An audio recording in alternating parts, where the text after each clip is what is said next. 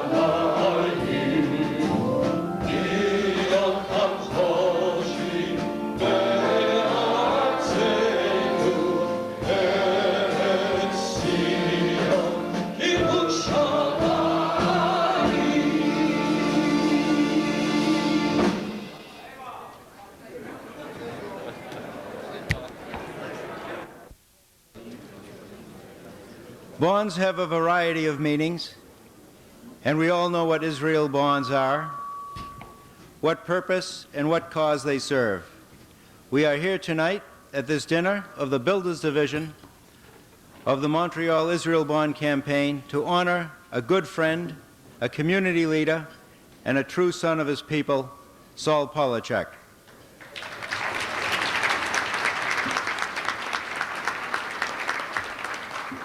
The spiritual bonds of friendship, of community, and love of Israel are very much part of this celebration this evening. I will now introduce the head table. On my far left, Mr. Julius Briskin, Executive Vice President and General Counsel of Canada-Israel Securities Limited. Mademoiselle Esther Mayer, Consul General of Israel Yitzhak Mayer, Mrs. Selma Spector, Mr. Norman Spector, Chairman of the Builders Division of the Montreal Israel Bond Organization, Mrs. Erica Heck, Mr. Thomas Hecht, National President, Canada-Israel Securities Limited, Janine Reisman, and on my far right, Rabbi Benjamin Hauer, spiritual leader of the Chevra Kadisha B'nai Jacob Synagogue. Mrs. Hauer, Mrs. Ariella Cutler, Chairwoman of the Women's Division of the Montreal Israel Bond Organization, Professor Irwin Cutler, President of the Canadian Jewish Congress, Mrs. Faggy Zimmerman, Mr. Reuben Zimmerman, Chairman of the Board of Canada-Israel Securities, Mrs. Mona Polachek, and our honoree, Saul Polachek, Montreal General Chairman of the Israel Bond Organization.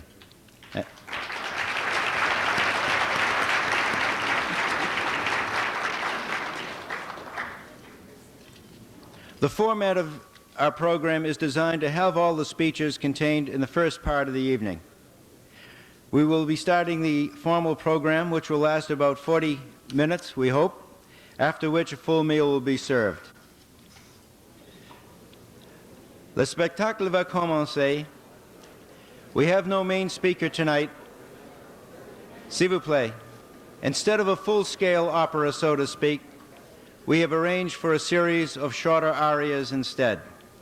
In the interest of keeping our program short, so we may serve our dinner as soon as possible, we have asked our speakers to observe the maxim of that very famous architect, Mies van der Rohe, who said, "Less is more." I now call upon Gary Polachek, the son of our honoree, to bring greetings on behalf of his family.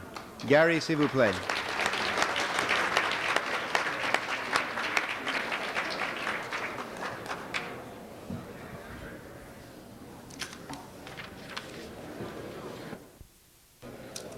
Worthy Rabbi, Mr. Chairman, distinguished members of the head table, and invited guests. On behalf of my sisters, Lori and Wendy, I would like to welcome the many close friends, business associates, and bond supporters that are here tonight to share with us this tribute to a most worthy honoree, our dad. We are particularly pleased to have with us tonight our Toronto guests, namely Merle Goldman and Helen and Phil Daniels. As the eldest member of the Polachek youth, I would like to express to you how the family feels about our father as honoree. When we were first told that Dad had been chosen to be honored this year for Israel Bonds, we were extremely proud of him, but at the same time, slightly apprehensive. Proud because this symbolized to us our father's tremendous dedication and involvement to Israel and its many institutions.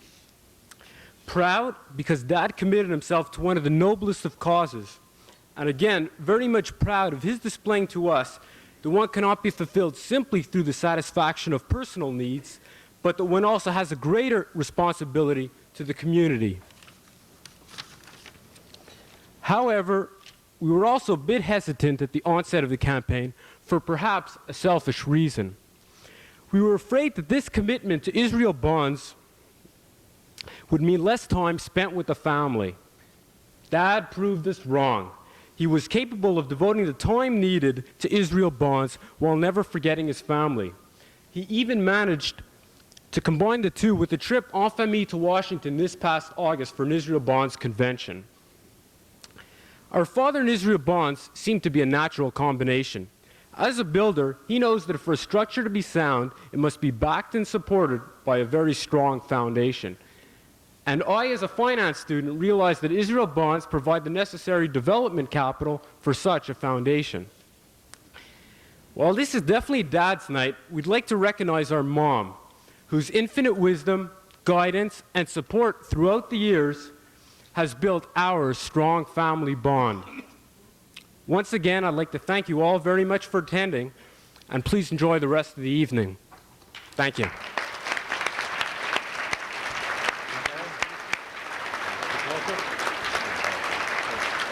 Keep it as a souvenir. Thank you very much, Gary, for your warm and heartfelt remarks. I now call upon Geveret Ariella Kotler, Chairman of the Women's Division, Chairwoman of the Women's Division, to bring us some greetings. Ariella, bevakasha. Chairman, distinguished guests, ladies and gentlemen. אבן מעשו הבונים הייתה לראש פינה. Building.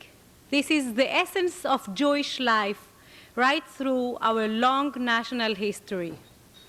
These days of Erev Pesach and approaching the 35th anniversary of our State of Israel bring together the celebration of rebuilding of a nation and building of a country in the past and today through thousands of years of exile and persecution in one hand, rebuilding, reviving, returning in the other hand.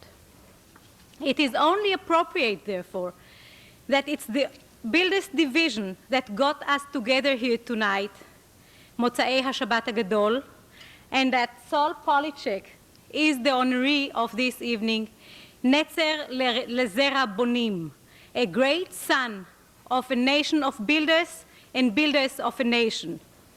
It is with great pleasure that I add the greetings of Women's Division to you, Sol, our new Montreal Chairman of State of Israel Bond.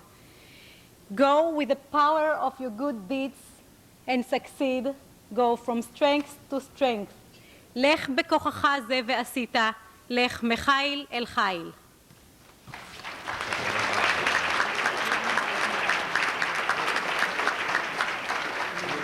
תודה רבה. It is now a pleasure for all of us to be presented with the daughters of our honoree, Lori and Wendy Polachek.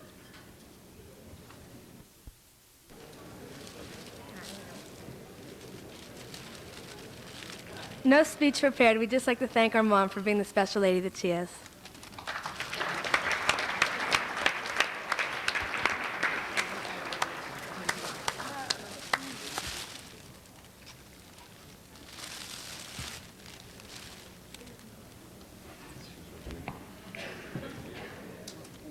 That may be the best speech we have.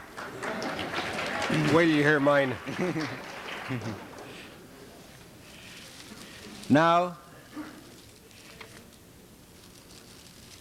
I ask you to give your undivided attention to our Generalissimo, well known to all of us, Reuben Zimmerman, the Chairman of the Board of Canada Israel Securities, who will bring us a message, which I believe may be related to bonds.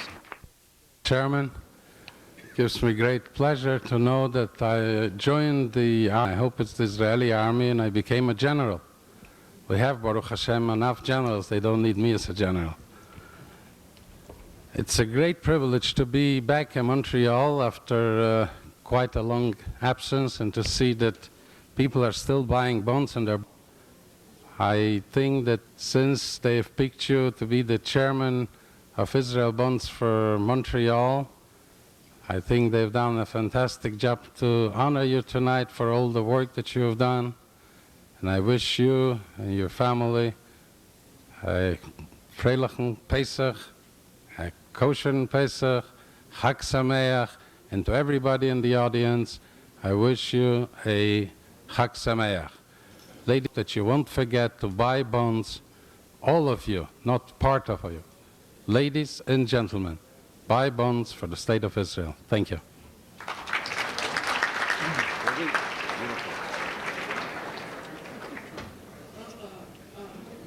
Our next speaker in our all-star performance this evening is our Field Marshal, the National President of Canada Israel Securities, whose eloquence is only surpassed by his personal charm and dedication to good causes, Tom Hecht. Tom?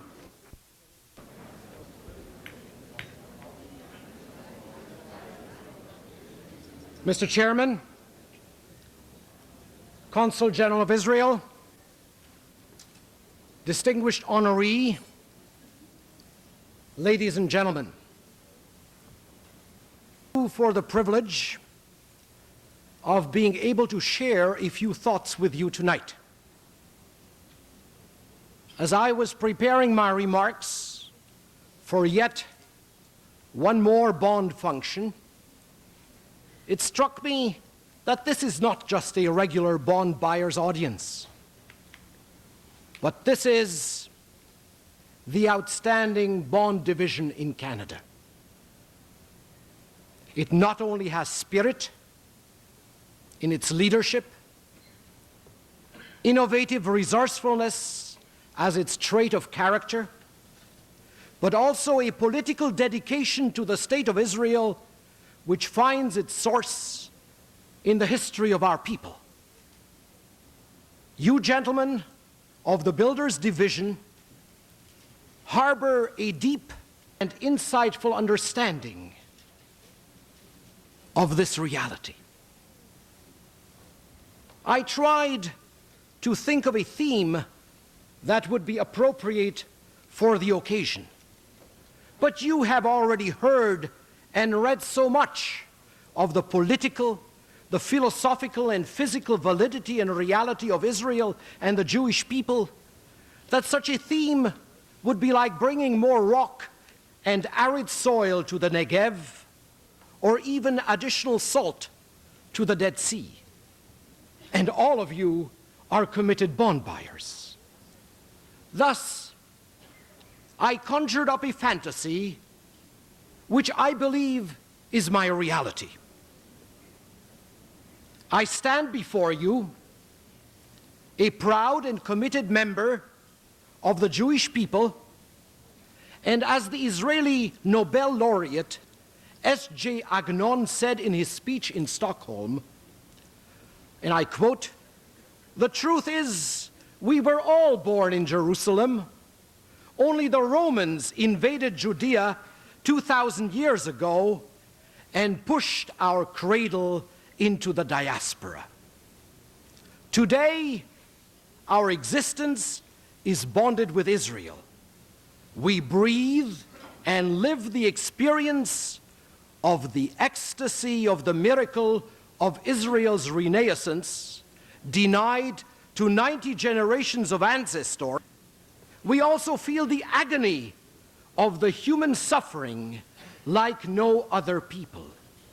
Yes, ladies and gentlemen, the agony and ecstasy is part of our uniqueness. It is our fate. It is the pivotal benchmark of our existence. Ladies and gentlemen, our generation has been privileged to nourish visions, live and realize hopes, embrace aspirations of the Jewish people unparalleled in modern history. All of us are caught up in this great challenge, the challenge of rebuilding the Jewish nation.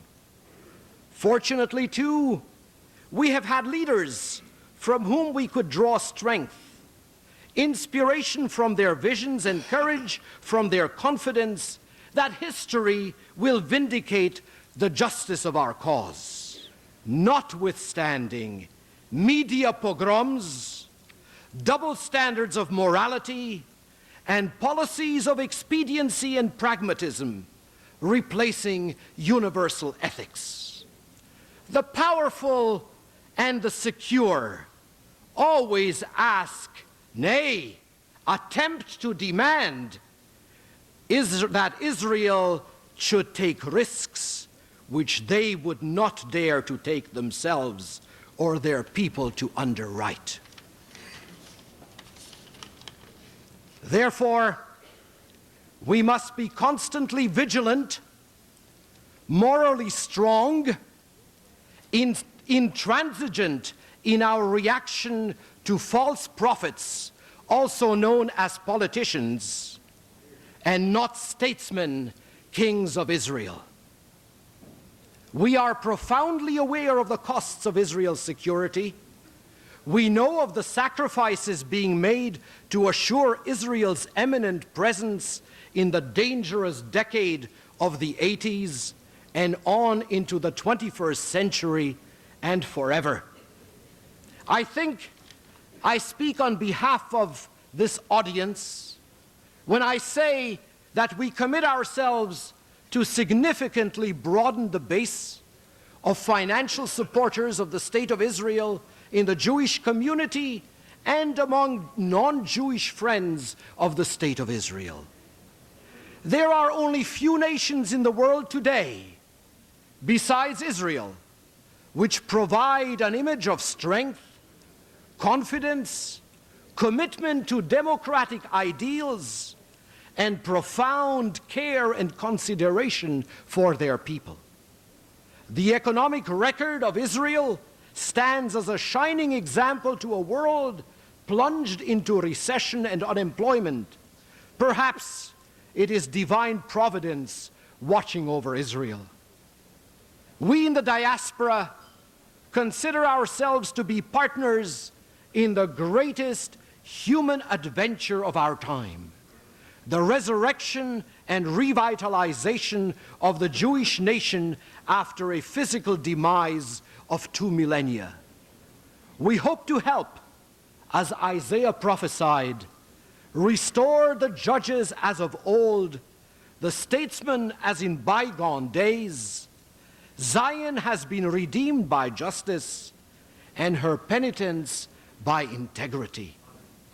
We are a people bound in belief, chained to conviction that we will not allow any people, any other nation, deprive us of our home, of our religion, of our spiritual freedom, or of Jerusalem.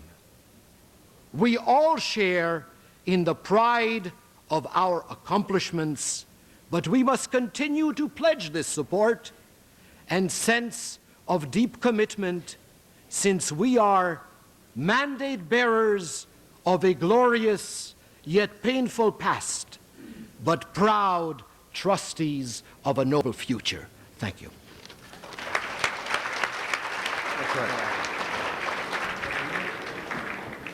Thank you, Tom, for your most eloquent words.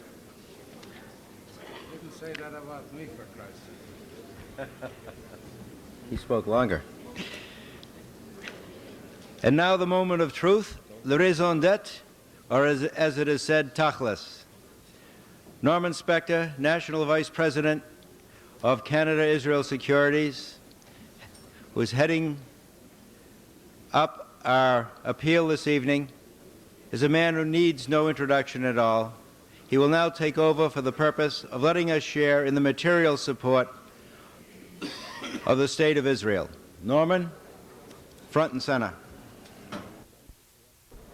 Thank you, Mr. Chairman. Distinguished members of the dais, distinguished guests, ladies and gentlemen. The Israel Bond Program, which had its inception in Canada in 1951, has been instrumental as part of a worldwide program whereby over $6 billion worth of Israeli bonds have been sold to date. Another interesting note that I'd like you to be aware of, that more than half of the Israeli bonds that have been purchased have already been redeemed. Israel has never defaulted either in the redemption of a bond or the payment of interest. Ladies and gentlemen, our modus operandi is not to cause anybody any discomfort, embarrassment, sensitivity. Many people approached the bond organization in connection with this function saying, I'd like to buy bonds, I don't want any announcement, I don't want any public solicitation, I will do the right thing my way. Our honoree, Mr. Polachek, has accepted his share of responsibility to support the economic infrastructure of the State of Israel. Ladies and gentlemen, you have listened to many speakers. It's been a very condensed program. You now have the opportunity to accept your shared responsibility to help support the infrastructure of the State of Israel to speak. In order to expedite time and being sensitive to the fact that we're all hungry, we've decided that only those bond purchasers who are in excess of $1,000 will be announced. Those, again, who would like to purchase lesser amounts can do so during the course of the evening. Those who have asked not to have their bond purchases announced will respect their wishes. Those who have made purchases and do not want to announce them, they can tell us later. I ask for your attention. This will only take about 5 minutes. Ladies and gentlemen, we have with us a leader of our community who articulates in every community dimension, a man who needs no introduction, this part of the program to assist me with it. Martin Levine, would you kindly come forward?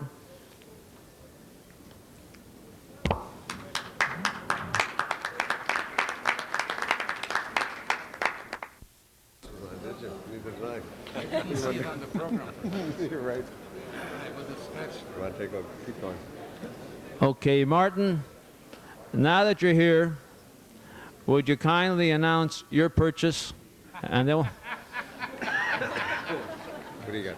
okay, let's start reading. Okay. I'll feed you cards.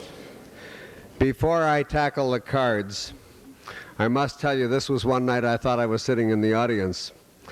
But if I'm up here, before we do any business whatsoever, I have to tell you that there's very few of you here this evening who sell as many doorknobs and hinges as I sell to our honoree. Saul is truly an honoree of the Builders Division. He's one of us guys. And I want you all to know that aside from what he does in building buildings, he builds community and he builds Israel. And I'm proud from many years back to be able to say that this is a guy who is a member of our community and somebody who I'm proud of and somebody who I've watched closely over the last few years grow in stature and grow in a raison d'etre for our community that's been super. Saul, I love you. Thanks, Martin, you forgot He to should announce your he purchase. should announce first. All right, Saul, would you be good enough to rise? No, we won't do that. Mr. Reuben Zimmerman, who came a long way to make a very big purchase. Reuben, would you get it off your chest, please? I have not announced. Mr. Reuben Zimmerman. This for the first time in his life.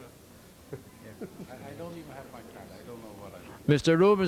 Reuben Zimmerman does know what he purchased. We'll make the purchase for him. I think it was $150,000, Mr. Zimmerman.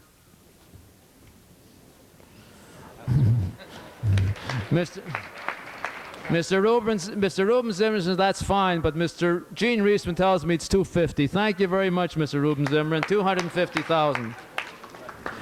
Mr. Martin Levine, who we get a lot of exposure to and a lot of good publicity, did not announce his purchase. On behalf of myself and the family, $77,500. That's where we are right now. Is this, am I announcing or am I calling? Mr. Sam Gewurz. I haven't had a chance to get my focus. Sam.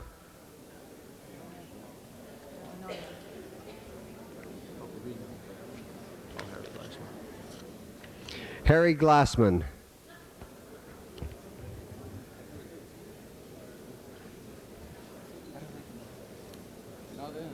Oh, Harry's here. I can't. Harry told us at the cocktail function, $10,000. Where's Harry? Thank you very much, Harry. I'd read them. I wouldn't ask the people. Not if you've got it. All right, ladies and gentlemen, the request is that we read them because our stomachs are growling. Mr. Thomas Hecht, would you kindly announce your purchase? $110,000. Thank you very much. Mr. Alec Cutler, who's been the first cocktail party, who's been the underpinning of the bond organization. Mr. Alec Cutler and family, $150,000. Right, Alec? Thank you very much.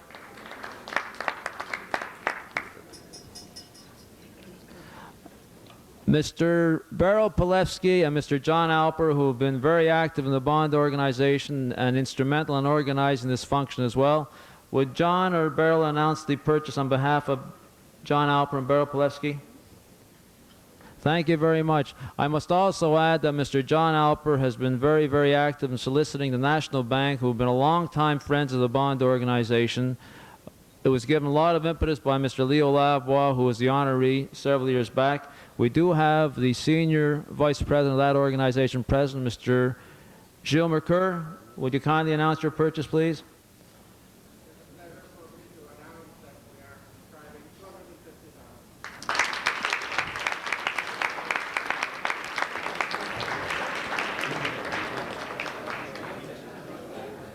Mr. Mercure, if you and Mr. Zimmerman would like to have a merger between the two, you can own the hotel. Thank you very much, Mr. Mercure. Mr. Zimmerman announces that he's going to be a partner in your new building and help you rent it. Thank you very much. I didn't get the hardware. Start reading. Just read Okay. Ladies and gentlemen, on your tables there are bond forms which we would ask you to use if you are so moved, and 3 have just arrived in my hands. From Toronto, Lisa Daniels, Risa Daniels, I'm sorry, $250. Mr. Nathan Ajensky, $1,000. And Joe Alter Vitri Laurentian, $2,000. Thank you, Joe.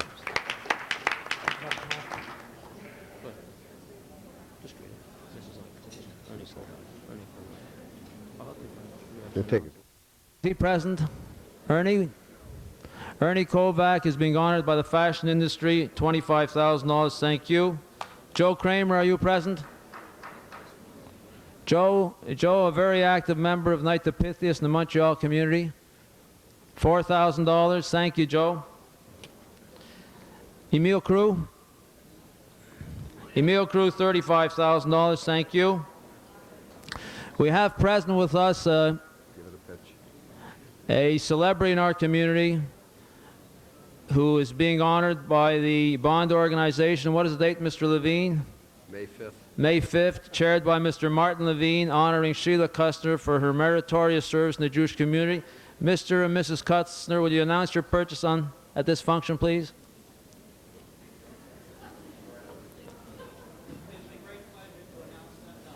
Thank you very much, Mr. Kustner. Joe Levine, an associate of Mr. Cutler in the building business, Alabec, and they're building and looking for business. Joe Levine, $1,000. Thank you. Martin, we announced your purchase. Dr. Levitt, $1,000. Thank you. Joe Levitt, $5,000. Joe here? Thank you. We have the privilege of having the gift of a former honoree, Mr. Chaim Lewin, who still thinks he's working for the Bond organization. Chaim, would you announce your purchase? Thank you very much, Chaim Lewin. Mr. Aaron Lieberman. I beg your pardon? $25,000. Thank you very much, Mr. Lieberman. Here, here. You got these two? Yeah, we got them. Mr. Leon Lowenberg, $1,000. Mr. Ben Milner, $50,000. Bob Nathanson, $1,000. Thank you. We have David Nisker with us, $35,000. Thank you, David.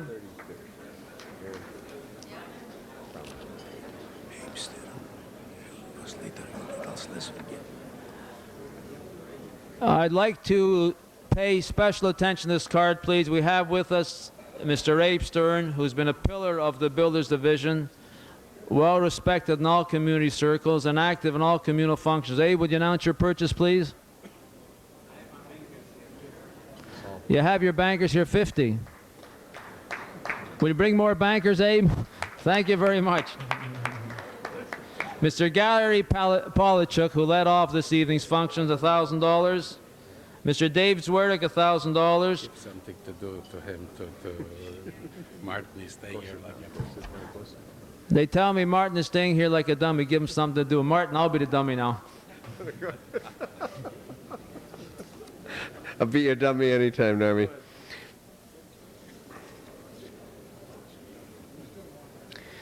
Behind every man who deserves to be an honoree is a wife whose mother told her she could have done better. Right. Mona, would you like to announce your gift? Purchase. 5,000. In honor of her hubby, Mona Polachek, $5,000. Thank you, Mona. And another 1,000 for each of my daughters. That $5,000 just, what about the son? He's done it on his own. That $5,000 just grew by 1 and 1 for 2 daughters to $7,000. Thank you, ladies. Your chairman of this evening, Mr. Eugene Reisman. Gene? On behalf of First Quebec and Ralph Berman, $25,000. On behalf of Ralph Berman and, note the name, First Quebec Corporation, $25,000. Mr. Joe Rywash. Yussel?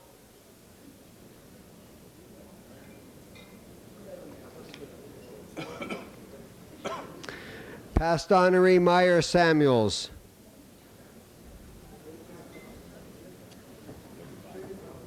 $35,000. Thank you, Meyer, very, very much. No, Ruby said that Normie should let me read cards, and I'm reading cards and Normie's nudging me. But you're not selling bonds, you're just reading. You got to sell, man. Mr. Jack Slomovich, an honoree too, $22,000, thank you. Stanley Sternthal, $1,000, thank you. Should anybody want to interrupt me, please do, because in 5 minutes we'll be oversold. Mr. Leon Teitelbaum, well-known community leader, $1,000, thank you. Mr. Hy Tolchinsky, who hosted a cocktail function on behalf of our honoree and most successful. Hi, where are you? Hi. Announce your purchase, please. Thank you. Okay. Thank you. Mr. Jerry Weinstein, who's been very active as part of the committee generating response to this dinner. Jerry Weinstein, where are you? Announce your purchase, please. $10,000, thank you. Reggie Weiser, active in the new leadership and a Trojan behind building new leadership for the bond organization. Where are you, Reggie? Reggie, announce your purchase, please.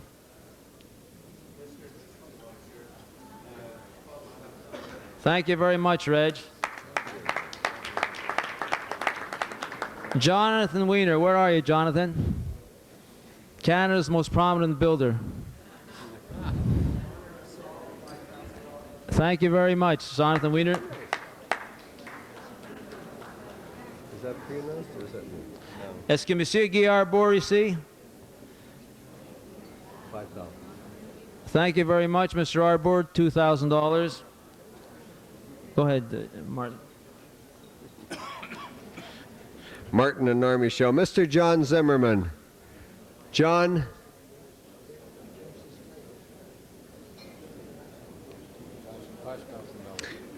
John Zimmerman, $5,000. Mr. Jacob Attias. Jacob.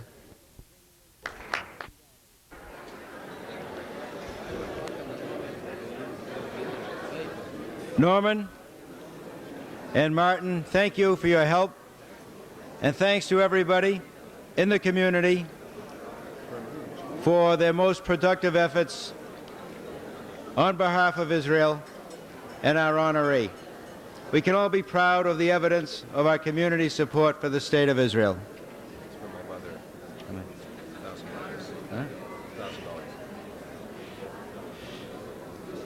A very important addition to the previous purchases is made in honor of a bank. Yeah. Is made in honor of our honoree by a very important lady, the honoree's mother, Mrs. Sadie Polachek, who unfortunately, due to illness... Ladies and gentlemen, would you give the chairman 2 more minutes, please? Food is waiting for you, but give him 2 more minutes. As I was saying, thank you, Reuben. In honor of her son, Mrs. Sadie Polachek, Polachek has purchased a $1,000 bond, and she cannot be with us tonight, unfortunately. We know that some of you are hungry. I don't see any real evidences of advanced malnutrition or even anorexia nervosa, so please bear with us, and you shall be rewarded. It is my pleasure now, ladies and gentlemen, to introduce a splendid representative of the State of Israel who will bring greetings to us and to our honoree. Before calling him to the microphone, I would like to say that our honoree, that our next speaker is being honored by the Hever Kadisha B'nai Jacob Synagogue on the 24th of April by Israel Bonds.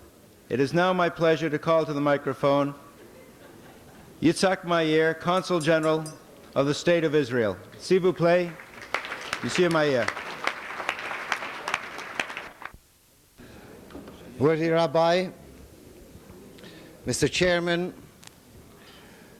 distinguished members of the dais, ladies and gentlemen, the Builders Division members, the Friends of the Builders Division, the Friends of Israel, Mesdames et Messieurs, bonsoir.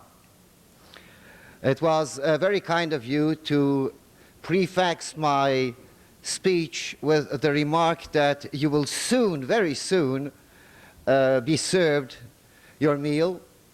At least it calls a limit to the few words which I'm about to say. This evening, ladies and gentlemen, is very much in tune with the string of the festivals that we are about to celebrate, all of them festivals of our redemption. I believe that in this beautiful Montreal community's calendar, it is the first spring function, and indeed it has the blossom and the order of it. We are about to celebrate Pesach, the festival of our redemption, followed by the day of commemoration of Holocaust, which is very much attached to the idea of our rebirth. And then it will be Yom Yerushalayim, and then it will be Shavuot. But today is the eve of our Feast of Redemption. I believe that the main idea that we are celebrating Pesach is the fact that we have been taken out of a country where we were forced to work, to build indeed, for the others, in order to build a nation of our own. The whole narration of Pesach, how we were forced to build the big pyramids in Egypt, and how later on, after 40 years in the desert, we came into a country completely devastated and desolate, and built in it our home, is the idea of Pesach. Et aujourd'hui aussi, quand nous sommes assis autour de la table éternelle, et je dis ceci à nos amis qui sont ici pour célébrer avec nous cet événement, pendant 3000 ans, chaque année, pendant 2 soirs, nous faisons le compte de cette délivrance d'Égypte. Nous faisons le compte d'un peuple qui renaît afin de se rebâtir. Ladies and gentlemen, we have just emerged from one of the most telling wars that the nation of Israel has conducted. And I would just one remark have to add to it, and that is, it is perhaps a war more misunderstood than the others. Many have it that the war of Lebanon has had as a purpose the reshaping of the Middle East. And it is not true, because it is not our business, and we recognize that, and we have to declare it.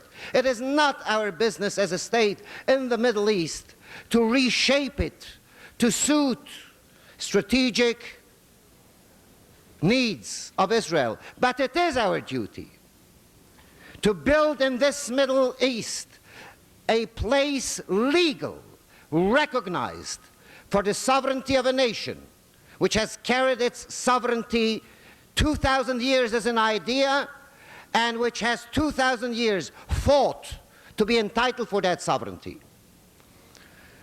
Nous sommes à l'ève de la fête de l'indépendance de l'État d'Israël, le 35e anniversaire.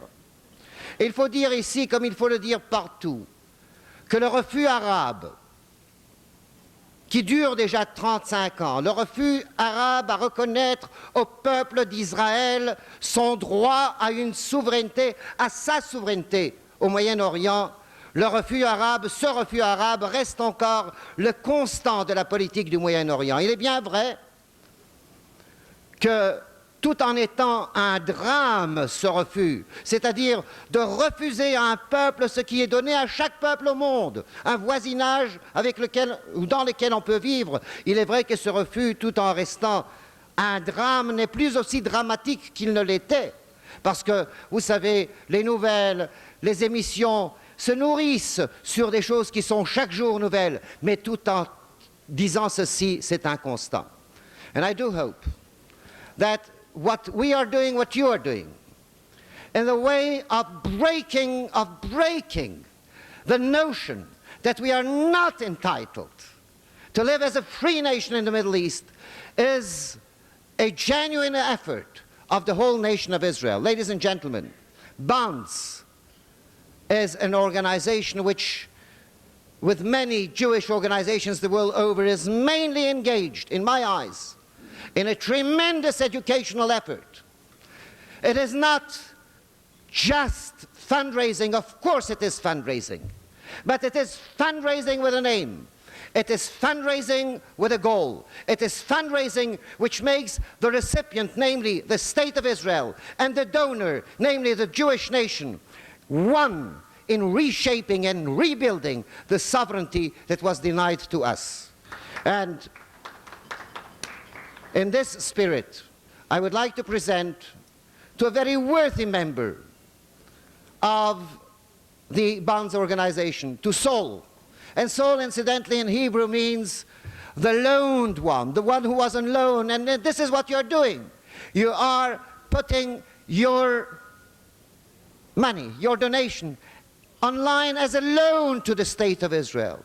And it will be repaid with the beauty that is being built, that is flourishing, and that will further go on flourishing in the State of Israel. And to Sol Polachek, a man of real estate who recognizes that Israel is our estate, to Sol Polachek, and through him to the whole Builders Division, and to the Bonds organization here in Montreal and in Canada, the medal of the Israel Prime Minister. And I'm reading. Can I ask Mr. Polachek? Oh, you are here. Yes, you see, we see each other very, very often in our synagogue, and I just missed him now.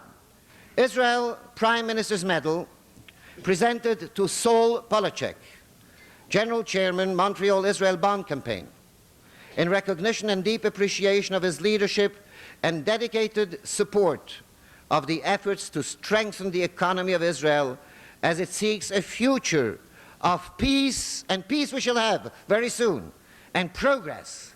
State of Israel Bonds, Montreal, March the 26th, 1983.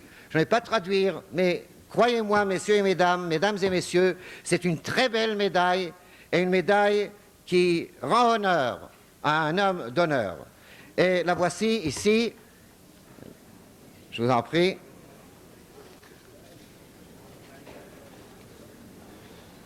Looks like a beauty contest. Please. Beautiful.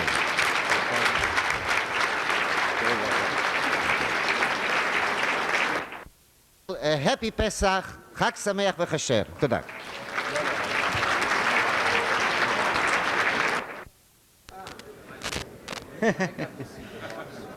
Thank you very much.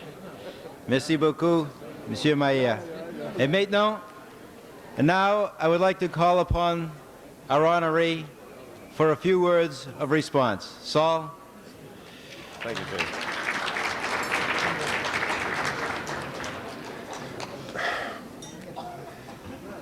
Ladies and gentlemen, dear friends, I know the hour is getting on, and in the words of Henry VIII, I promise you I shall not keep you long, as he said this to his wives.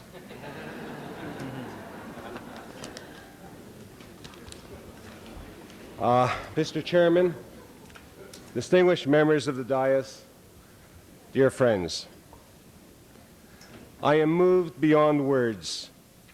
Not only will I long cherish this award, the Prime Minister's Medal, but it will also serve as a reminder to me of a commitment I have assumed, a pledge to serve the needs of our people, and the realization that there can be no rest until the final goal is achieved: peace and security for Israel.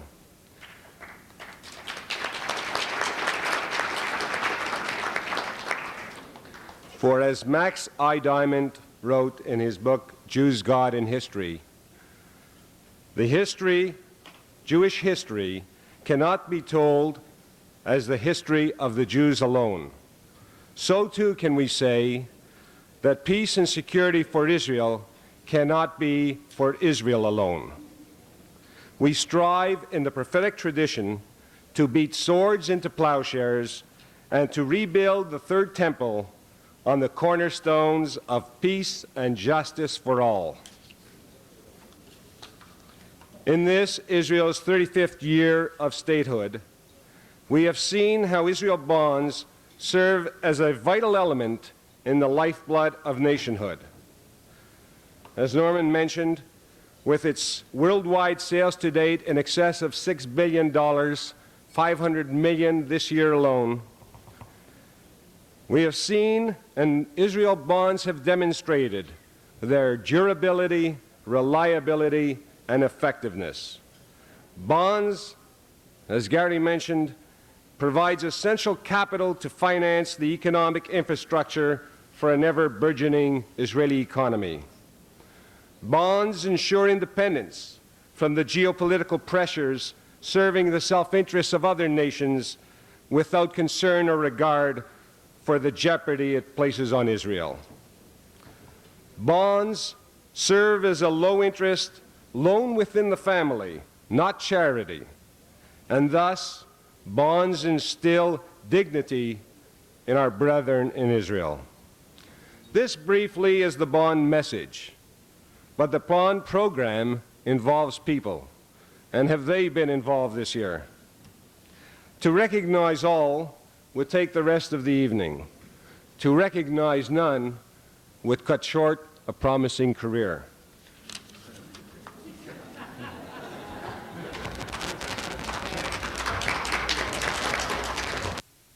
First and foremost, I acknowledge an enormous debt of gratitude that I owe to my advisor, counselor, therapist, healer, confidant, and best friend, my wife, Mona.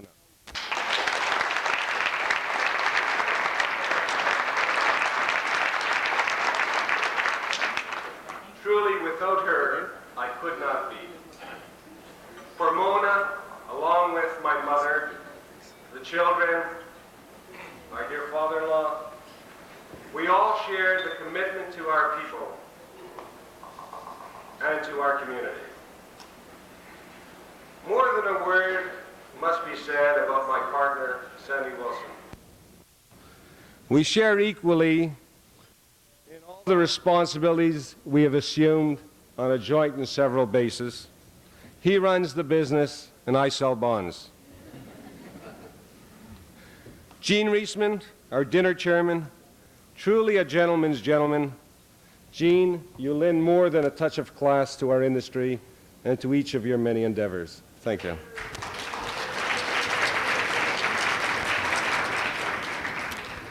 Norm Spector, our campaign chairman. Only a man in the oil business could afford to burn up such vast amounts of energy. Norm,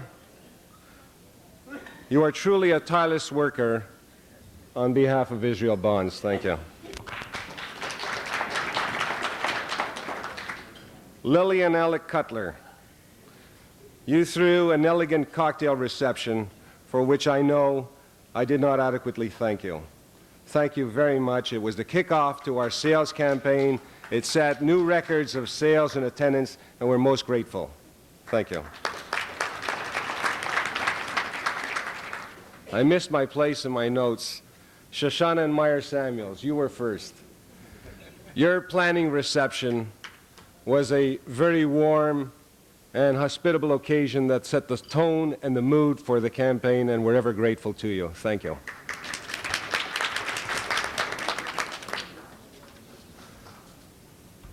Then we had those internationally renowned architects, Tolchinsky and Goods. They hosted a second cocktail reception at the Tolchinsky residence on a terrible February night, and it was absolutely incredible to see the attendance and the sales that were achieved that evening. Of course, I think the beautiful Chubby and Naomi had something to do with the attendance. Thank you very much, both of you. Peter Frankel and Perry Britton hosted a final cocktail reception at the Frankel home. Beryl and Bonnie were there to add their charm. And again, record numbers of attendance and sales were achieved. Thank you both. About Perry, we in the Bond organization are extremely proud to see this young man develop into a fine community leader. He has more than inherited the mantle from his much respected and beloved father, the late Harvey Britton, Lava Shalom. We look forward to even greater things from you, Perry. Keep up the good work.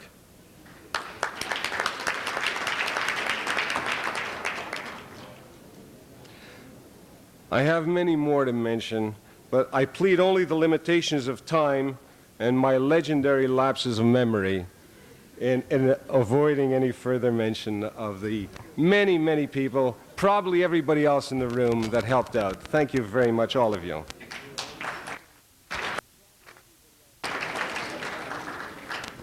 Finally, I conclude with these thoughts. As we gather here tonight on the Passover Eve, we are reminded that repeating the story of the deliverance from bondage, I said from bondage, not bonds, should be told as if we ourselves have been so delivered. In this respect, there is no deliverance from bonds, not yet. I solicit your renewed support and that we continue the effort as though we are the generation embarking on the road to national redemption. The Montreal Jewish community has a long-standing record of such support, and foremost among its supporters are the Builders Division of Israel Bonds, along with its related professionals and trades. I salute you all. Your efforts, demonstrated so forcefully tonight, reinforces the bond, the ultimate bond, that strengthens and unites us all. Kol Yisrael Chaverim, V'Am Yisrael Chai. Thank you. Thank you. Really good.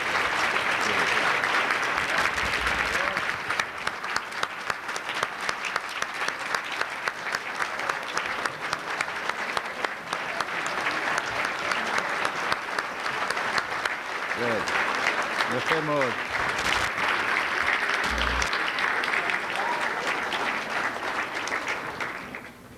Saul, it was tremendous to hear your words, and I'm sure everyone here is greatly impressed not only by the turnout, by the amount of bond sales, but by the eloquence and dedication of our honoree. Thank you very much. We have good news and bad news. The bad news is that all the speeches are over. The good news is that dinner will soon be served. Now ask Rabbi to undertake the invocation and the blessing. You may remain seated.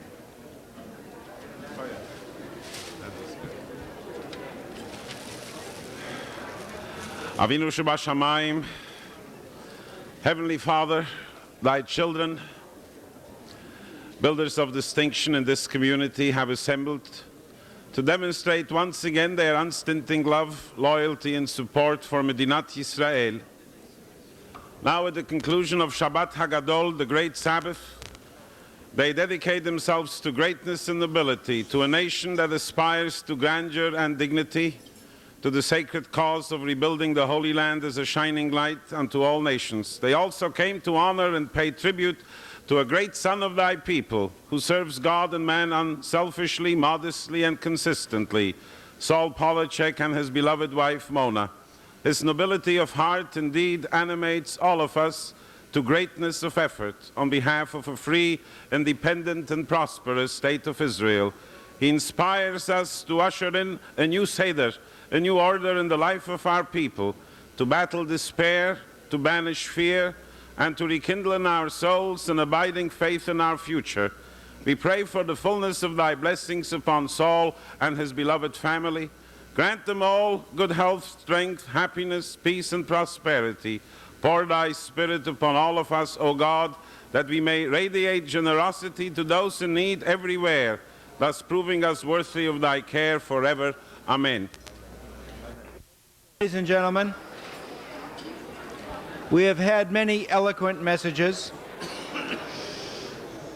from many distinguished people about our honoree. Would you please give some of your very good attention now to somebody who really knows our honoree and has the real inside story. My pleasure to present to you the wife of the honoree, Mona Polachek.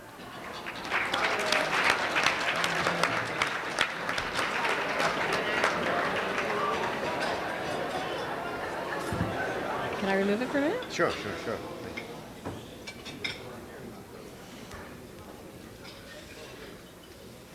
I would be remiss if I were to let this evening slip by without proposing a toast to the honoree. The honoree, a man whose cup is always half full when those around him believe theirs to be half empty. A man who at 4:59 on any given day, 4:59 p.m. that is, on any given day, is convinced that he'll make that 5 p.m. appointment, and indeed he does, give or take 30 minutes.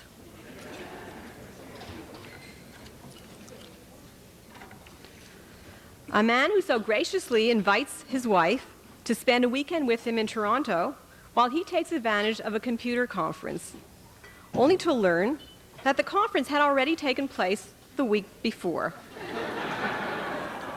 We went in any case. We were fortunate. We had the excuse of Merle Goldman, our Torontonian friend's surprise 40th birthday party. To the fellow who forgets to bring home, that Technion dinner invitation, which tells the hour and place of the function. But those are trivial details, Saul believes, which clutter the mind. So you take potluck and appear either an hour late, or an hour early rather, or a week late. It's quite exciting living with a spontaneous, non-conventional man whose whirlwind activities and absent-mindedness assure that life with Saul is never dull. And so, please join me in charging our glasses in a drink of l'chaim to the supreme optimist, the world's biggest coffee drinker and worst pipe smoker, and the man with the biggest heart, the father of Gary, Lori Ellen, and Wendy, my husband Saul. Mazel tov. I am.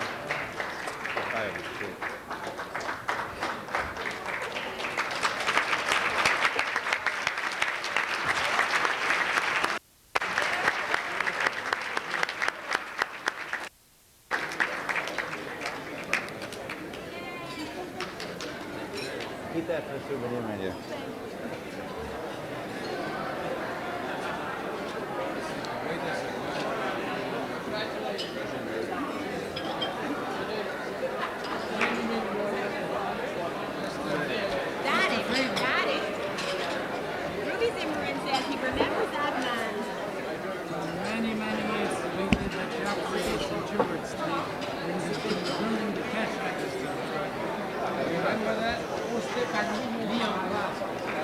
Ladies and gentlemen,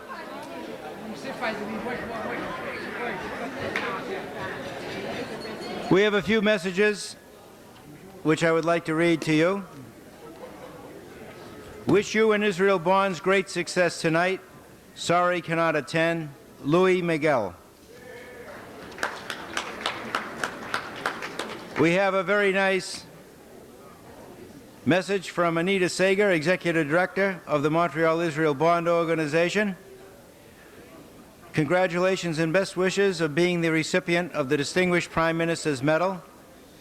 Your record of dedication to Israel and the Jewish community of Israel makes you most worthy of this great honor. The Builders Division are truly builders of Israel. My very best wishes to you, Mona, Gary, Laurie, and Wendy, in this beautiful and successful evening that marks the culmination of the 1983 Builders Campaign. We also have what I think is one of the more eloquent messages, which I think is very worthy, though it's a bit lengthy, what I would like to read to you, from the Jewish People's Schools and Parrott Schools. On the occasion of the honor being bestowed upon Mr. Saul Polachek, we of the Jewish People's School and Parrott Schools wish to join with you in paying tribute to Saul at this time. Saul and his dear wife Mona have been connected with the Jewish People's School and Parrott Schools for approximately 20 years as parents, and Mona's connection goes back to the days when she herself was a pupil and graduated from our educational institution.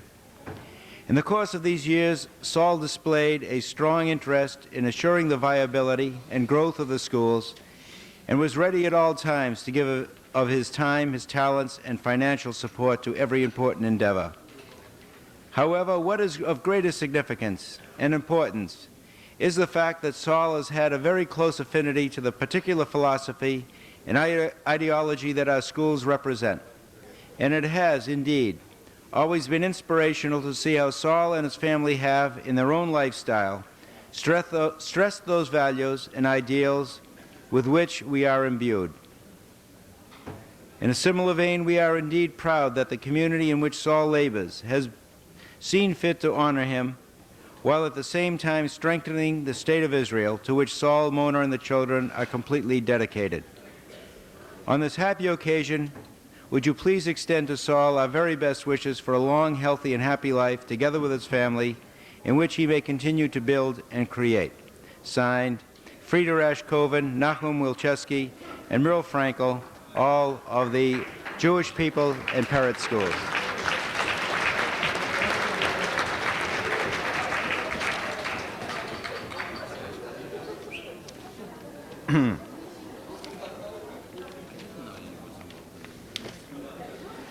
I myself had something to say to Saul. I hope the waiters will continue to serve their dessert because we wouldn't want anyone here to starve. But in the meantime, if you won't mind, I would like to carry on. As I said, I had some words which I had composed for Saul, but a most interesting event has just occurred in Israel in which we can all share tonight. At a building site near the Western Wall in Jerusalem, workmen discovered a scroll in an ancient jar dating back 500 years before the current era, according to the scholars at the Hebrew University. Now, you all know of the Psalms of David and, of course, of the Song of Solomon.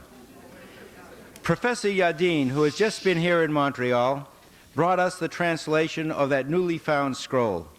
And now, from the ancient past, directly from the Holy Land, the Megillah of Saul the Builder. And a voice was heard in the land saying, Yea, verily, who shall build up our houses, our castles, and our towers? For our cities are in disrepair, and are there none among my people to do great building and to do my bidding? And the young Saul, he who in the school which Megillah established on the slope of the royal mountain, had learned the arts of the placing of the stones and the timbers, and of the cubits and the spans, he heard the voice, and he girded his loins and went unto toil for Louis B., the elder, the great builder, who had also learned at McGill, and who was also named McGill, though not written in the same way as among the Gentiles. And long years Saul worked at the builder's trade for Louis the elder and the marker of Stein. He married the fair Mona, daughter of a family of freedmen, and begat 3 fine children. And the city grew, and there were clamors for larger dwellings and taller towers of commerce. And a great elder, the Maxwell of Cummings, and his son engaged the men of Megillah to build many towers, and they were pleased, for it added to their great store of treasure. And many came to admire the towers of the men of Megillah. And men desirous of finding profits asked, Can you build us towers which will stand and will not fall? And Saul replied, Yea, verily. And they asked, Can you finish your work on time and not be late? And Saul replied, Oh, yea, verily. And they asked, Will your buildings take all of our treasure, or can there be large and handsome savings, and none of those accursed cost overruns? And Saul said, I swear it upon my head. And it came to pass that a small band of young men called the First of Quebec, whose leader had come to the land from over the Green Mountains to the south from the city of the Bean and the Cod, they engaged the men of McGill to build towers named with such magic numbers as 625, 2075, etc. Despite threats of violence and strife in the land, the towers rose, and they were paid for. Though at first Louis B. was indeed anxious, and Saul prayed that he would his recompense receive. But later it came to pass that a King David from the Holy Land wished a tower to be built on the Sherbrooke, where once a royal house had stood. But by the blowing of the van's horn, David had brought it down.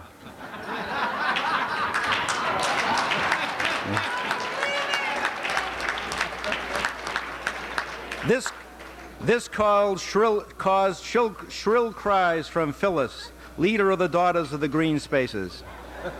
And David summoned Saul, who built the new tower, but David waxed angry and cried, "O Saul, why dost thou cost me so many shekels, wherein if I did it myself in my way, it would take far less gold?"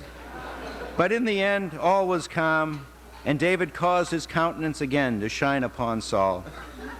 And Saul built a tower in far Longueuil on the banks of the mighty river, wherein starts the way to the sea. But the spring rains often caused the tenants who were therein to be vexed. And they cried aloud, "Why do you anoint our heads with water? Our desks runneth over." And Saul vowed he would fix the leaks, though it has yet come to pass, though many years later. And fortune smiled on Saul, and the prophets were with him in his company. His hair turned gray like the fox, and his girth expanded. But he and his family flourished, and he built a retreat for his family in the hills to the north, wherein all entered into his tennis courts with thanksgiving, and into his gates with praise. And Saul became expert in the ways of the calculations, and was heard to say, "By the very extras I shall seize them. Oh, yea, by the contracts of the lump sums and the cost plus I shall have them." And the owners trembled at his calculations. And all the tradesmen cried in terror, "How can we prevail against one who is so clever and so quick?" And many more called upon Saul to do their bidding and their building.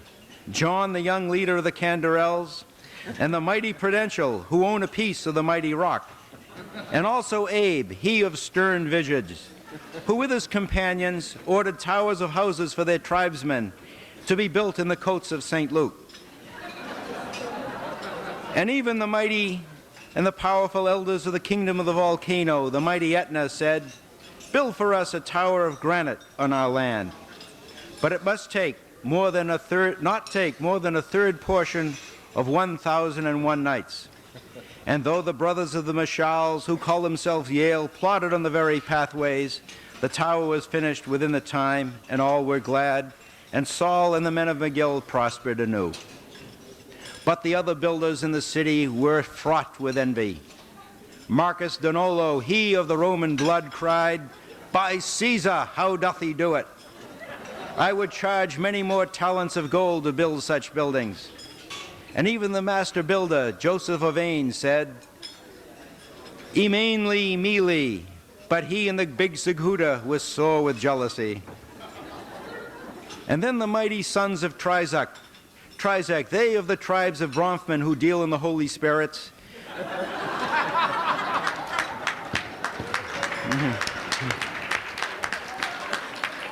together with the pious Reichmans, who, though they are very close to God, have amassed much gold, they ordered their emissary, Jack, the son of Rabin, to summon Saul, saying, "Come unto Trizek and build for us our huge tower." And indeed Saul did build the mighty tower on the hill of the Beaver's Hall. But it is said, though, that they arranged that this tower be made the castle of the keepers of the nation's eagles, who fly on wings of shining metal. But after, the royal guards came on horseback with their red coats, asking, "Nu, and how all did this come to pass?" And in the tabernacle of the province, along the river towards the sea, wicked Rene and his knaves met in clouds of smoke, and schemed to make all men speak with only one tongue. And they sought to forbid the people to display any signs except in the ordained language. But Saul kept his patience, and he did not falter. And the aging Pierre, minister of all the Canadas, flourished his finger upward to the sky in arrogant gesture. And the grasping moneylenders in the temples of commerce, the bankers caused their interest to mount until usury, but Saul feared not. And Saul toiled not only to build towers and castles, but spent many years and much gold to help the school wherein his children learned. And he was generous to his fellow men in many ways. And he gave much treasure to the Technion, that great school which adorns Mount Carmel in Israel, wherein young men learn to use the instruments of building and of healing, but also of war, lest the evil Syrians and other accursed tribes descend like wolves in the fold and cause great harm to the children of Israel.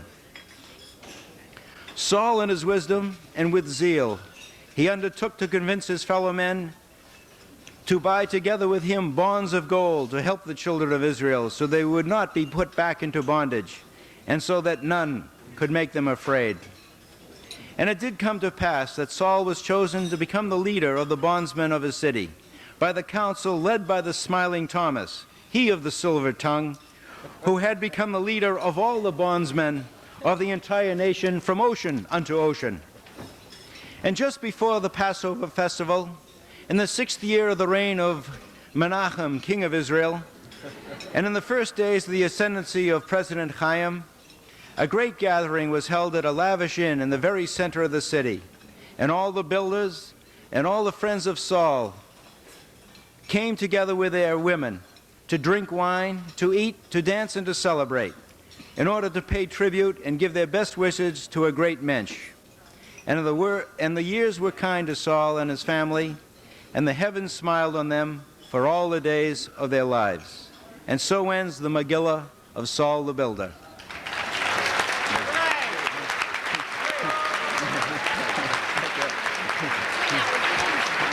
Thank you, dear.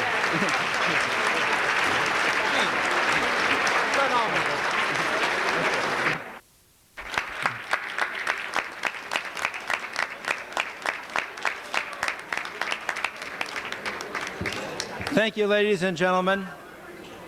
And not to interrupt your dessert at all, but this evening there are several people who would like to bring their reminiscences of Saul.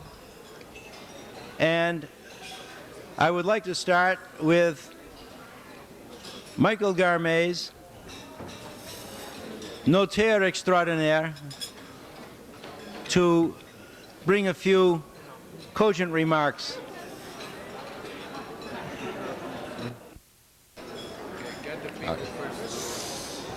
Gene, can we ask for quiet for Mike, hold on a second. We would very much appreciate if you could indulge our speaker with a bit of silence, please. In fact, a lot of silence, if you please. I take your water, Sullivan, away. Okay. Into which one? Okay. Gene, it seems I've lost my voice. I hope it's not in retribution for what I have to say about Saul here. It seems almost sacrilegious to roast a canal builder, but given the material at hand, it's very hard to resist the temptation. There are only two humble things about my dear friend Saul Polachek: his origins and his tennis playing ability. While I'm too young to have witnessed your humble origins, Saul, I have the pleasure each week of beholding the truly humble status of your tennis playing ability. We have been invited tonight to kfel over Saul's emergence as a community leader. I take great pride in the contributions I have made towards Saul's development. I am proud to present myself as a person who introduced Saul to the concepts of credit cards, good cigars, and cognac. But Saul is the most apt student. Although he was merely a bachelor of the Texaco card when I first met him, he has since ascended to a full PhD in the use of American Express.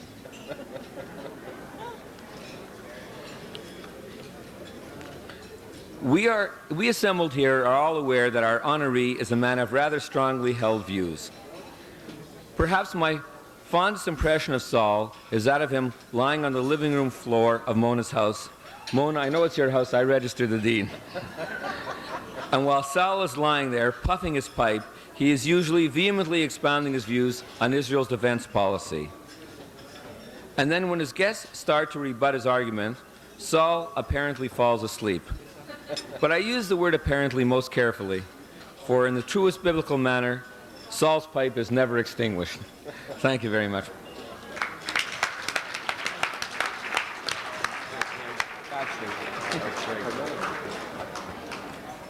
Thank you, Michael. And now I would like to call on someone, I hate to make a bad pun, but somebody who has really got the goods on Saul, Murray Goods, eminent architect.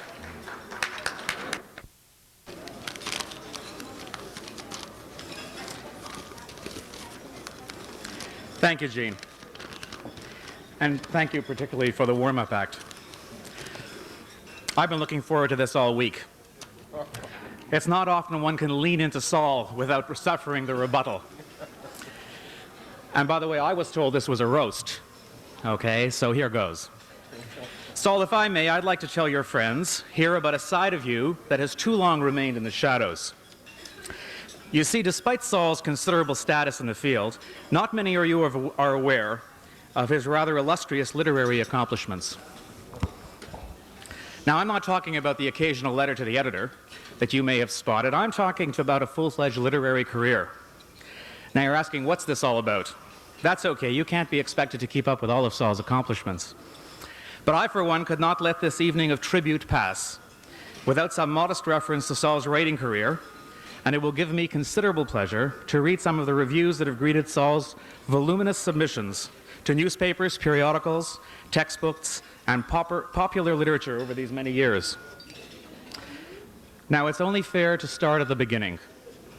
So from Saul's grade 3 classroom teacher, on Saul's composition entitled, "I Want It All," the following comment: "Such chutzpah, spelling needs improvement." Then from Saul's tutor in high school English, on an essay entitled "Getting It All," this note in red ink: "Spelling is abominable, but he sure can count." But enough of early Polachek. Let's examine some of Saul's profound literary efforts that have become part of our current modes of thought. Who amongst us can forget Saul's essay on logic and clarity in preparing construction contracts, called "Who Needs It?" This was quickly followed by his review of the contributions made by architects to the planning and design of North American cities, entitled "Who Needs Them?" And then, to complete the trilogy, there was his tribute to government at all levels and to their efforts in producing a business environment in which the construction industry might prosper and grow, simply titled "Sollen sie alle sterben?" But no other publication has received the applause of the critics as has Saul's Construction Handbook. And to give you some idea of the subtlety and nuance of that document, I would have you consider just some of the chapter headings. 1. The art and style of confusing the issue. 2. The myth of the credit change order. 3. The shared savings contract and getting it all. 4. Why an extra is always an extra, but a credit is a shared savings. 5.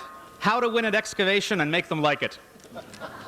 And 6, last but not least, the computer as cover-up. By the way, I have it on good authority that NBC is considering a trial screenplay by Saul for a situation comedy called The Boys from McGill. Apparently, they've lined up Clint Eastwood to play Sandy and Lonnie Anderson as Linda, but Saul won't release copyright unless they get Sylvester Stallone for his part. Now, I don't want you to think that Saul limits himself to construction-related subjects.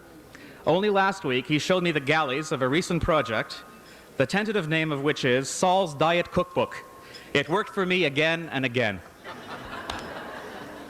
And finally, there was the culmination this winter of many of Saul's ambitions, embodied in the title, "I've Got It All and You Can't Have Any," and autographed gift copies of this book are now available to most of Magel's subcontractors in lieu of final payment.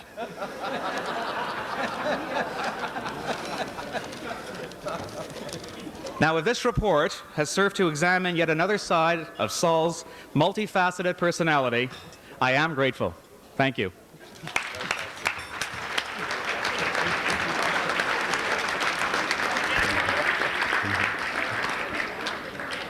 Thank you very much, Murray.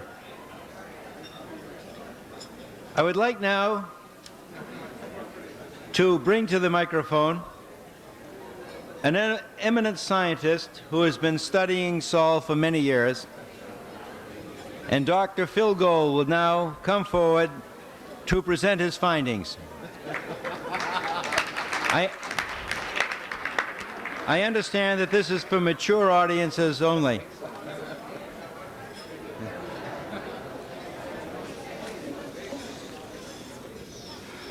The beautiful part about wearing glasses when you have two pair is that people always expect the worst when you change. They think you're going to read a speech, and I'm not going to. I just want to be sure that I actually have the right program and that I'm at the right dinner. You're quite... I'd like to thank the organizers first for having invited my wife Evelyn and I to this very lovely affair, because it helps to amortize my tux, and it is very important.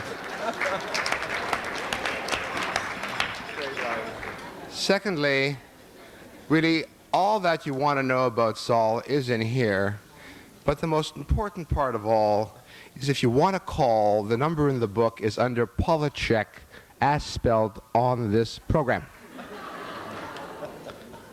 Now, when I was first called by Mona, and then by Jean, I was asked to speak not really as a scientific observer, but to speak for all of Saul's friends. And I was told to speak in depth, with emotion, that I had 3 minutes. And so effectively then, I do, Saul, speak for your friends, and for the four of us, I'd like to say that we're extremely proud of you tonight, as we always have been. Now, I want you to understand that Saul and I don't go back a long way. We met, although my wife Evelyn and Mona had been friends for a long time in school. I first met the Polacheks really so that I recognized them afterward at Rabiner's about 10 years ago during the Christmas holidays. Now, meeting Saul and Mona at Rabiner's during the Christmas holidays tells you two things immediately. First, they're Jewish. Secondly, they were broke. Yeah.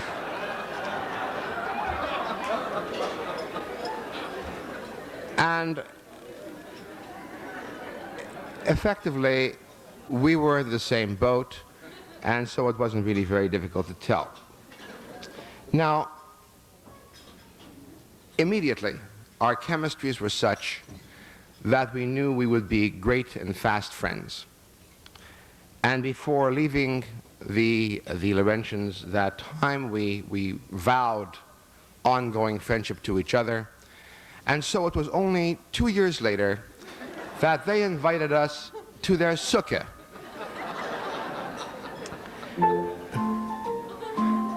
We sat in the sukkah with the rain falling. The roof, built according to standard, allowed the drippings to fall both on me and an esrog that was sitting on the table close to me. When I said to Saul, the lulav, he said, no, no. And I knew at that time immediately that he must be in construction, because the roof was indeed far better than most of those that I had seen in buildings in which I had lived in Montreal. He said, no, no, no, the lulav is extra. And that confirmed, of course, the fact that he was a great builder, a world-class builder by all standards. And now, as time went on, we did in fact become fast friends and have seen the Polacheks frequently, almost on a weekly basis over many years. And one begins to wonder how in fact does a man like Saul Polachek become the fine individual that he is. Now again, having met him only 10 years ago, I can in no way tell you about his early life, although part of it has been immortalized in Mordecai Richler's book, Whatever You Call Him Then and Now, in which there is reference made to the Miss Westmount restaurant where Saul began his origins. And then, of course, one must take into consideration the fact that his kindness and generosity has been fostered by having been in an industry where friendly competition leads one to being generous, kindly, compassionate, and caring for one's fellow man.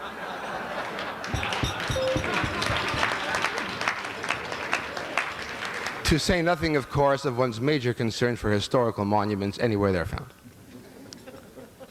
Now, all of this kidding aside, of course, when all of Saul's attributes were realized and he was asked to be the honoree tonight, I know quite readily that Saul repaired to his den, lay down, lit his pipe, and put on his fondest music in order to contemplate whether or not to do this. Softly, he heard these strains going through his head again and again as he thought of what to do.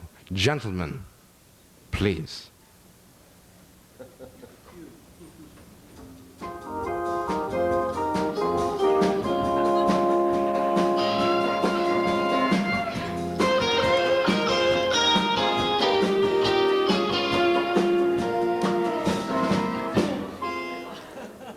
Having decided to do this despite his better judgment, Saul came forward to be the man that Jean described to you tonight.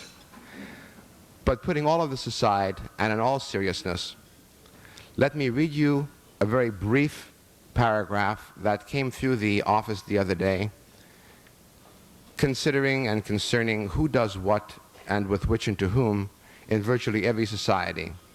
And it's called A Story About 4 People. And it says, this is a story about 4 people named Everybody, Somebody, Anybody, and Nobody. And there was an important job to be done, and everybody was sure that somebody would do it. Anybody could have done it, but nobody did it. Somebody got angry about that because it was everybody's job. Everybody thought anybody could do it, but nobody realized that everybody wouldn't do it. It ended up that everybody blamed somebody when actually nobody accused anybody. And I think, in conclusion then, the one thing we do know about Saul is when there's a job to do, he's there to do it. And he is in fact our somebody because of this. And all of his friends, and there are a lot more than 4, take great pride and much nachas in the way he does these things. Saul, mazel tov.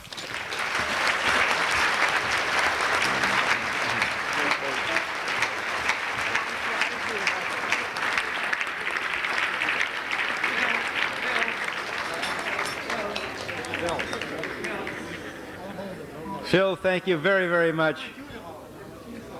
You have very great remarks.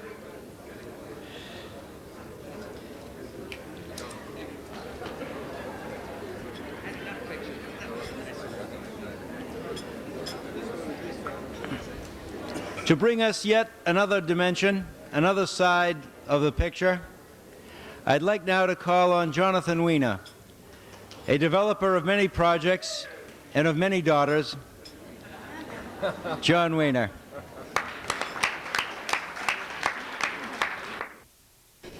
Well, first thing I've got to say is that Gene's always been a tough act to follow. When I was first asked to do something here tonight for Saul, I wasn't quite sure whether it was roast or toast. However, being one of the younger developers in our community, and knowing Saul for a long time, relative to my time, I've chosen roast. Many thanks to the trades, suppliers, developers, and friends of Saul who have contributed so greatly to these kind words. Ladies and gentlemen, we are here tonight to honor a man of great importance, a pillar of our community, a well-rounded man, a man of so many extras that one could hardly contemplate his surprises, his resources, and his intellect in managing to ensure that 100% of the extras is at least equal to 1/2 the savings, plus contractors' markup, less subcontractors' discounted cash flow, plus any profits which were required but unobtained due to contingencies, winter conditions, and unforeseen site conditions. Matter of fact, Peter Newman called me last week and said he'd like to do a chapter on Saul in the new Canadian establishment. However, he couldn't get any consensus on the spelling of his name. Saul is one who has always tried to keep up with the changes in his industry. He's been an innovator, not a follower. After serious analysis, he decided to join the ranks of the computer wise. He has resorted to operating Magill by his wang, which unfortunately due to a technical problem is down. For those of you who don't know, a wang is a very legitimate computer. No doubt after serious effort, it will be up again. His brilliant software and use of triple-entry bookkeeping has confused the likes of Parizeau, Lalonde, Bob Nathanson, and the entire development community. In keeping with his strong Jewish tradition, Saul has asked his secretary, Linda, to provide him with a new Magill coffee cup, paper plates, and a new computer disk, all kosher LePesach. This has left Sandy completely speechless. Saul's recent attempt to suggest that Mike Gourmet should obtain Trizec's title to Beaverall Hill in favor of his lien rights was well received until Jack Rabinovich, one of our Hasidic leaders, decided to do an aerial act, which naturally came as a great surprise to all of us. The meaning of job meetings and value engineering has taken on a whole new dimension in the last decade. The first 20 minutes of each meeting has been outstanding, followed by Saul's arrival. And his masterful ability to take a calm, pacifistic attitude to design changes and delays. His decision to digest half a bottle of Maalox and 2 Valiums before each progress draw is only superseded by a statement that there are only 2 sides to every solution, my side and our side. In a recent job meeting, Saul was asked his opinion of architects and replied, "Gentlemen, architects are solid like concrete, all mixed up, aged and permanently set." Perry Britton, Peter Frankel, and all the contractors here tonight have on numerous occasions praised Saul's flexible approach to final payment.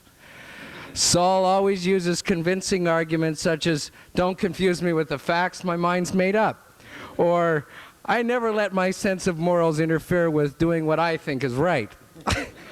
Saul's good friend Murray Goods has finally caved in to Saul's secret desire to be an architect. Saul has always maintained that a larger, wider body is always more desirable. For some reason, Saul has always felt very strongly about this. Saul has recently embarked upon a program of self-improvement. He has decided to completely overhaul his hot air system after Don Piasky insisted on dual duct. However, after serious objections from Mona, Saul opted for variable volume with pneumatic controls. Apparently, Mona was found rejoicing over Saul's recent selection of a wet sprinkler system with concealed head versus a dry system with standpipe arrangement. Saul also expresses his feelings for engineers. He feels engineers, after coordinating, redesigning, and final shafting, all they really accomplish is putting light on things that go down the drain. Saul, on the other hand, has a great appreciation for interior decorators. Mind you, not for their work, but for their form. Speaking of form, Saul is truly one of the most daring and risque members of our community. he has made it a practice on regular basis to strip some pretty good-looking forms in public and while Mona's looking.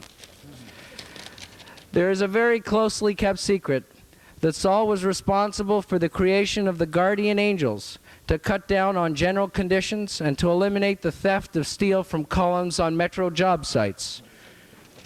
There never was any. Well, you always got to speak about a fellow's partner. Sandy Wilson and Saul are truly partners, and like all good partners, have done many things in common, and have many things in common. They're both graduates of the Louis B. Magill School of Contracting. They both like fast things, Sandy fast cars and motorcycles, Saul a fast buck. They both collect Canadian art, Sandy in the stable, Saul off the wall. They are both superb negotiators. One is Mutt and the other Jeff. Sandy, I know this will touch your heart. Your common bond as never before, I hope. I'm not letting the cat out of the bag. That Saul's purchase of $100,000 in bonds this year has already been doubled in honor of his chairmanship next year. Congratulations, Sandy. In conclusion, I toast the man of the year, our honoree, a man truly committed to the underlying principles of the 3M, Mona, Magill, and money. Money to build Israel. Thank you.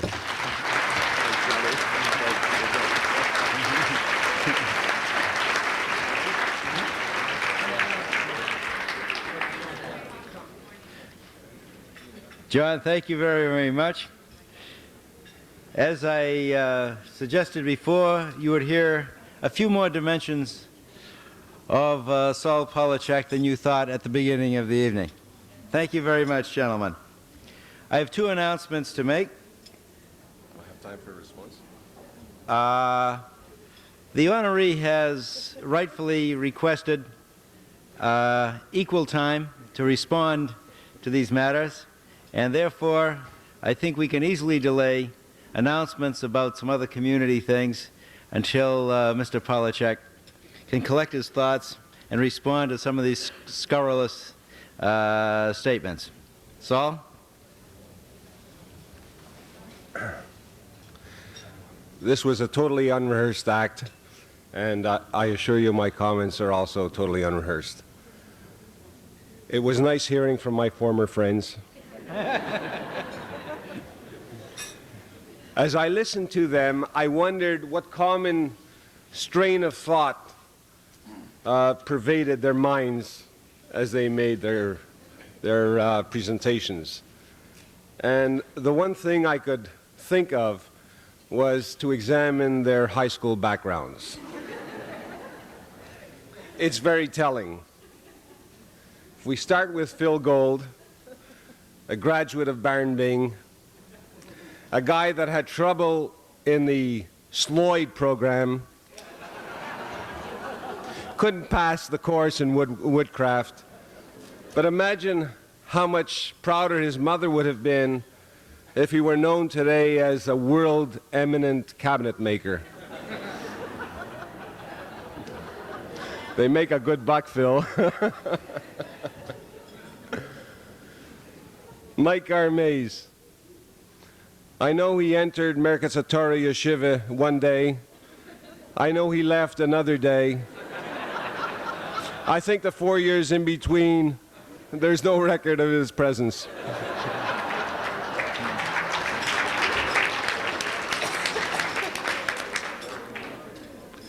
Murray Goods, a farm boy born in St. Sophie. Attended St. Agath High, where he learnt the art of agriculture and the ingredients that go into it,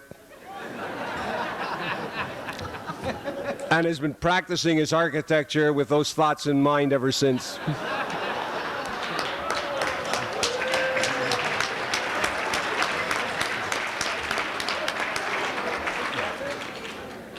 John Wiener. John Wiener was born too young for me to know what high school he went to. But the rumor is he didn't. He graduated nursery school at Harvard Business School, and he's been going up ever since. Thank you very much, ladies and gentlemen, and thank you, friends.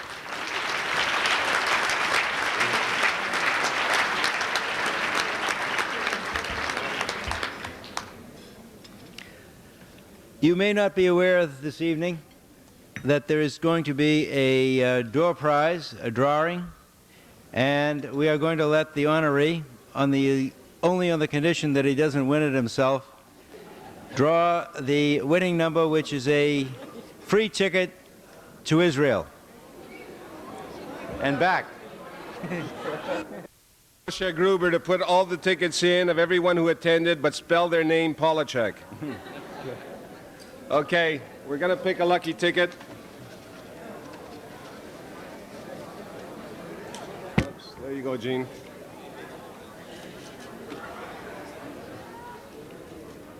King Hussein. Oh, no, no, no. Excuse me, this is the winner. I am proud to say at table 7, Mr. S. Sternthal. A winner. Stanley! Fantastic! Fantastic. Second prize. Stanley, you want to come up for a picture? This ticket entitles a round-trip trip to Israel. There are a few conditions, I understand, that you have to leave between 4 and 5 in the morning, and that the Hebrew equivalent of the date has to say something significant like high or low. Seriously, thank you very much to El Al for their fine contribution to this evening. Prize. The second prize is a beautiful book produced via Seagrams by Stephen Leacock on Canada. And the winner is, the envelope please, Mrs. Abe Stern. Very much. I've been asked to announce that the community should not at all overlook a very major function, which is the March to Jerusalem on Sunday, the 1st of May. Your support of this very worthy cause, which was originated the efforts of Reuben Zimmerman and has become a very major community affair, deserves everyone's support by marching or finding and supporting sponsoring people who will march. Saul tells me that he is prepared to do 2,000 kilometers, and I'm sure you will be able to support this very fine event. Ladies and gentlemen, enough is enough. We thank you for your attention, your patience during the program.